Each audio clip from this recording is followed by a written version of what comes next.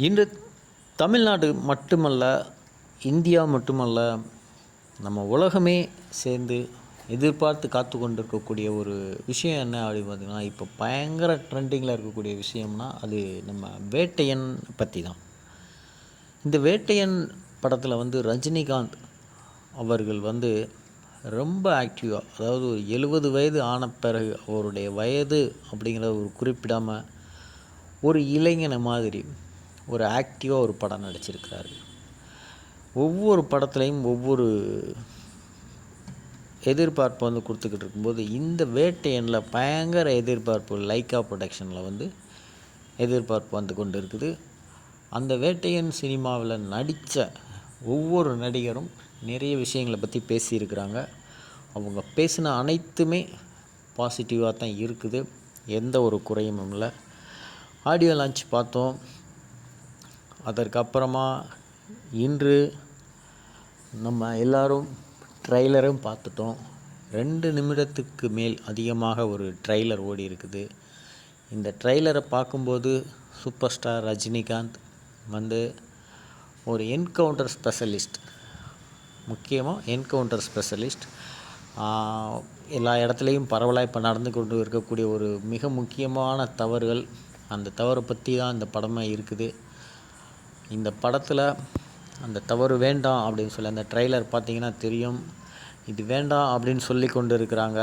அந்த மக்கள்லாம் கூட்டம் போட்டு ஸ்டேஷனுக்கு வெளியில் நின்று பேசிகிட்டு இருக்கிறாங்க.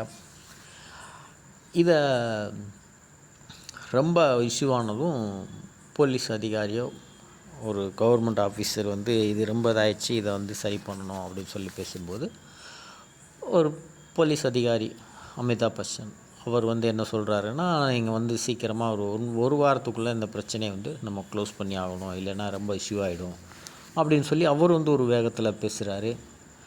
அப்படி இருக்கும்போது இதுக்கு நடுவில் தான் நம்ம வேட்டையன் சூப்பர் ஸ்டார் ரஜினிகாந்த் அவர் என்ன சொல்கிறாரு அப்படின்னு பார்த்தீங்கன்னா, அவர் ஒரு இந்த விஷயத்துக்கு நமக்கு ஒரு வாரம்லாம் தேவையில்லை சார், இது டைமிங் அதிகம்.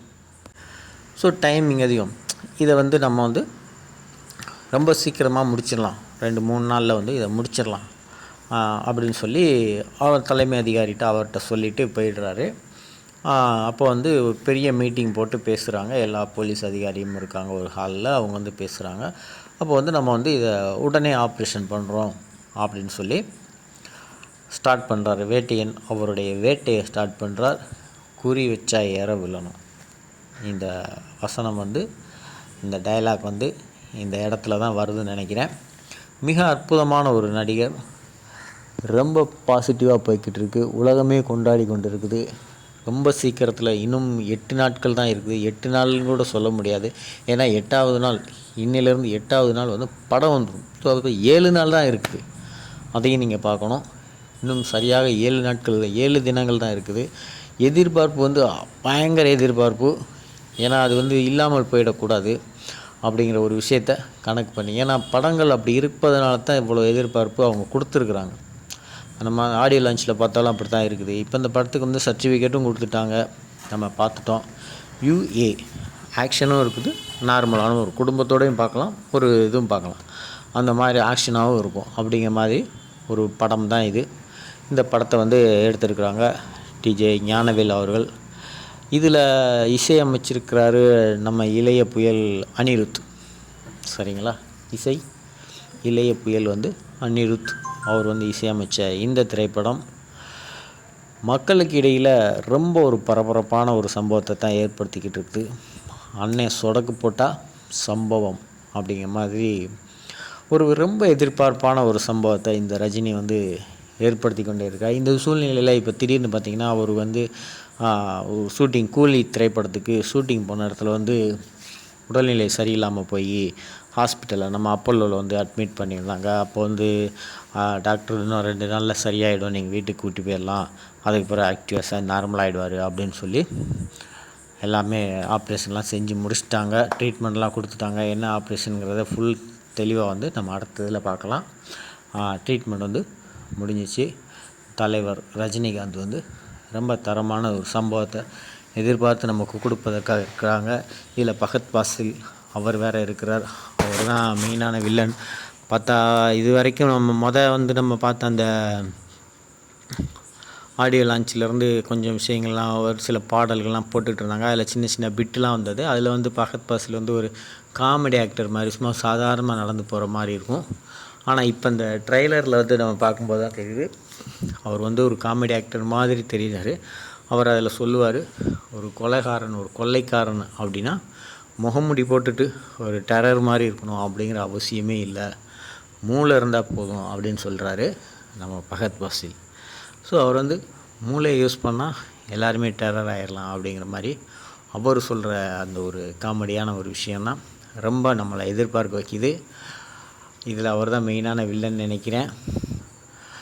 அடுத்தபடியாக இந்த படம் வந்து இன்னும் 7 தினங்கள் தான் இருக்குது. நம்ம சொன்ன மாதிரி நம்மளுடைய கணக்குப்படி சரியாக 7 தினங்களில் இது வந்து ஓப்பன் ஆகிடும். பார்த்தீங்களா, அவர் எவ்வளோ யங்காக எப்படி நிற்கிறார் பார்த்தீங்களா, அந்த ஸ்டைலை பாருங்கள். இதெல்லாம் கடைசி சீனில் வந்து வருது. டிஜே ஞானவேல் அவர் வந்து ரொம்ப அற்புதமாக அவரை இயக்கி இருக்கிறார். ஒரு ரஜினியோட கூட்டணி அவர் வந்து இன்னும் குறையவே மாட்டார் அப்படிங்கிற ஒரு விஷயத்தை வந்து எதிர்பார்த்து சொல்லுது. எத்தனை புதிய நடிகர் வந்தாலும் ஒரு 4-5 தலைமுறைகளை கட்டி போட்டு வச்சு கொண்டு இருக்கிற ஒரே நடிகர்னு பார்த்திங்கன்னா அது நம்ம ரஜினிகாந்த் மட்டும்தான். நிறைய இருக்கிறாங்க, பட் இருந்தாலும் இவருக்கு இருக்கக்கூடிய அந்த ஒரு வைப்பு வந்து வேறு எந்த நடிகருக்கும் இல்லைன்னு தான் சொல்லணும். ஸோ அந்த அளவுக்கு ஒரு எதிர்பார்ப்போடு இருந்து அனைவரையும் கலைய விடாமல், அதாவது ஆரம்பத்திலேருந்து ப்ரோக்ராம் முடிஞ்ச வரைக்கும் கூட்டத்தை கலைய விடாமல் பாதுகாத்து கொண்டு இருக்கிறவர் தான் ஒரு சிறந்த பேச்சாளர் ஒரு பட்டிமன்றத்தில் அப்படின்னு சொல்கிற மாதிரி. இவர் நடிக்க ஆரம்பித்ததுலேருந்து இவர் எத்தனை வயசில் வந்து இவர் நடிப்பை நிப்பாட்டினாலும் அது வரைக்கும் கூட்டத்தை கலைய விடாமல் வச்சுருப்பார். நன்றி நண்பர்களே, மீண்டும் சந்திப்போம். நன்றி. வேட்டையன்.